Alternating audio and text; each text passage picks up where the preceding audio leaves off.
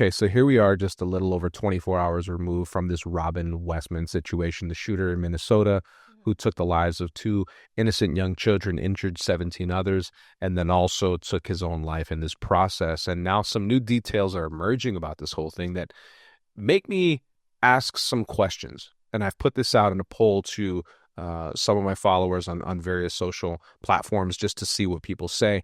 And it's been quite interesting to see the feedback on this. But the father of Robin Westman, who is James Westman, worked for 28 years for a company called Esri. And they are in the space of geospatial analytics. And essentially what they do is they don't just map the country per se, but they say it's an intelligence, defense, and homeland security. You're talking CIA, NSA, military planners rely on Esri. And so it is very much intertwined in with these intelligence communities, okay? So the angle that a lot of people are asking in terms of what they're seeing and pattern recognition and connecting the dots, if you will, is wondering, is it the fact or is it coincidental that his father had worked with these intelligence communities and was this tied into this space, and then here his son potentially was involved in some type of MK Ultra style involvement, programming, if you will, that caused him to facilitate or carry out this attack. People are asking because of the fact, like things that were saying BlackRock on his clips and on the various things that he was showing with his weaponry, the messaging and the details inside of his manifesto. Now the new emerging detail that we'll put up on the screen for people to see regarding the fact, that he was tired, it says, confessed to being tired of being trans and never wishing that he had brainwashed himself. Was this truly a self-brainwashing, or was this something that was conducted through this? And is there a tie back to his father being involved in this intelligence community, if you will? What do you think about that? Honestly, I think the brainwashing had to take place, sadly, when he was a child. When a child, you could think of the imagination that a child does have while growing up. And, you can think about whatever it is that they want to be, or if it's, having a sibling that's, a sister and they happen to like playing with her toys too as well. It's just kids learning how to play with each other. But Right. Sad to say, some parents who are mentally off would take something like that. And if it's, I think I'm a girl. And usually what a parent would say is just, no, you're not. You're a boy. That's a parent in its right state of mind, raising their son to be a boy, to be a son, to experience life as a boy and what God created that individual to be. So you could already see that no parents came in and stepped in to, sadly, be able to pave the way and help him adjust to the right way of life, rather than coming in on their own, either experiment that they wanted to have with the child, either if they want to be also affiliated with the Democratic side or with a certain group. They come in thinking that they can live curiously through their own child, which is weird because this is what ends up happening too with these parents. Well, here's something regarding that, right? Because I think this also ties back into the intelligence angle possibility. Yes. Because at this point, when you're investigating a situation, it's quite interesting that even at this early stage in the whole process, his parents have been ruled out being involved in any portion of the investigation. How could that possibly be with not even 24 hours or 48 hours being removed from the situation? And the fact that his father was tied into this, does that all happen by design? But Needless to say, when you think about transgenderism, I think the underlying issue to this is also a programming that takes place, right? Because when I'm looking at the details about transgenderism and the history of it, you can look back all the way back. We're talking people like, in the early or late 1800s, rather, right? Robert von Croft. You can talk about Havelock Ellis, or you can talk about Magnus Hirschfeld. And Magnus Hirschfeld actually was a Jewish physician in Berlin who became a central figure in this whole movement of transgenderism. He actually founded what's called the Institute for Sexual Science in 1919. And what's interesting about this is he was rightly called the father of transgenderism for what he put into place and put into motion for all of the things that had to eventually level up to what we know transgenderism as today, which is a mental illness, in my opinion. Mm-hmm. But he pioneered the idea that someone's soul could belong to the opposite sex, and he performed the first experimental cross-sex operations. And so this is quite wild. We're talking about, the early 1920s, 1930s, and under his supervision, patients like somebody by the name of Dora Richter and Lily Elby underwent the earliest vaginoplasties and hormone experiments that took place. And they say that in history, this is not some sympathetic rhetoric towards Nazis. It's not some type of hatred towards any ethnicity or anti-Semitism of any stretch of the imagination, but this is just historical fact. It's actually said that in 1933, the Nazis actually raided his institute, burned his books, and actually shut it down.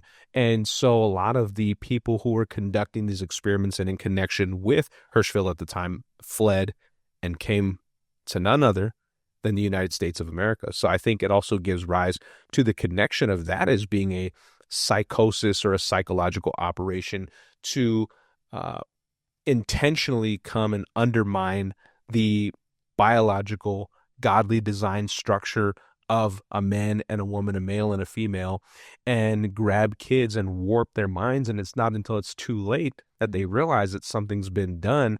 And then it's like, I can't change it back now. But honestly, is it them grabbing, or is it parents now willingly to give their children up to whatever, medical procedure, whatever sick agenda, whatever, again, it's something mentally has to be wrong with you as a parent. And this mother was a teacher. She worked at a Catholic school.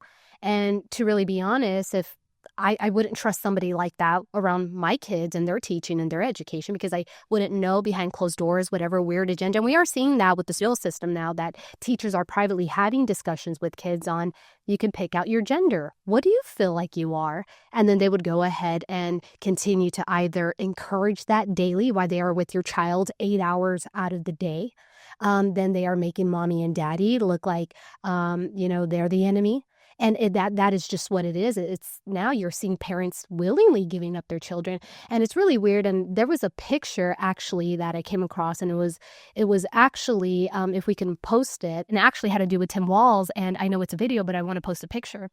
What is concerning, and I want you guys to see this picture that is up, is that when I look at something like this, and I want you to pay attention to each individual face that is behind Tim. They look sick and perverted. And what's in front of them is a little boy who sadly has a mother or a father who is encouraging this for their own sick agenda or perverted way. I see a helpless little boy surrounded by a bunch of perverts, because this doesn't look normal. And you can clearly see they do not look normal. And this is happening right in front of us. This little boy, this is where the state should be stepping in, right? Yeah. But what he signed, Joey, can you please explain what he's signing there? This should be considered child abuse. That's what this should be considered. This was the signing by Tim Walz and his lieutenant governor there, along with their full body of supporters, signing the bill known as HF 146 there in the state of Minnesota, which is exactly where this shooting incident took place at the Annunciation Church and parish there in Minneapolis. And what they're signing was a refuge bill that gave children who were trying to flee from, connecting states or various states across the United States, who were looking to get this gender affirming care or sex changes from a male to a female, vice versa, that the state would essentially take jurisdiction over this individual or this young child when they entered into the state of Minnesota, and then would block off the parents or legal guardians from being able to come in and reclaim that child and go against the parental rights so that the kid could get the care or get the sex change. And this is how you know that it is a twisted spiritual complex. This is a wicked demonic tactic that's being conducted to alter these children's natural biological God design upon who they are and who they're supposed to be, and trying to turn them into these monsters. And then we have no wonder why the suicide rate, especially for those who are in this trans movement here, or trans ideology, this trans warping possession, if you will, that the suicide rate is so astronomically high, because they have a come to Jesus moment, if you will, a realization that this is not who they're supposed to be, how they're supposed to be, and they can't figure out a way to get back because it's done. Mm-hmm. And it is just absolutely tragic on so many levels. But I like the fact that you tied that in, because you have these individuals like Tim Walz, who are, instead of as adults and leaders in a critical position to serve and protect the public, and whom elected them, unless, let's be honest, a lot of these people stole elections. They are not protecting their constituents. They are instead harming them and intentionally doing it. The one thing, too, that we have to understand here with that signing is that Tim Walz is pretty much in front of people, in front of the world right now, signing an order saying that I have rights to your child. If your child makes it over here, we have the right to keep you away from your child. What ends up happening when somebody runs away and you end up hiding that individual in your home? What ends up happening with that? What are you charged with? But no, not for that state, right? If the child ends up fleeing, or if a teenager ends up watching so much social media that they think, like, maybe I can be rebellious and go get the sex change. Well, now they have a state that they can run to that would be protected, keeping you away from your child. So once again, we're looking at these leaders. They're sick. They're twisted. They're perverted. Without question. I'm still questioning, how are they in power? Who is voting for them? Because I strongly do believe that even on the blue side, there are people that have some type of mindset that cannot fully be in agreeing with this, especially when it comes to underage children. Absolutely. I completely agree with you. And here's something to kind of add to this, because I think the historical context of this is usually taken away, right? History goes to the victors. People try to wipe history and erase it so people don't know the origins of things. And I know I shared a little bit already, but listen to this, okay? This comes out of a quote right here, kind of giving a breakdown of some of the historical components of transgenderism. It says that in 1966, Johns Hopkins launched the first American gender identity clinic, performing experimental surgeries, it says, under Money's ideological guidance, and Money was another person involved on this. It said at the same time, another key figure enters this whole category by the name of Alfred Kinsey.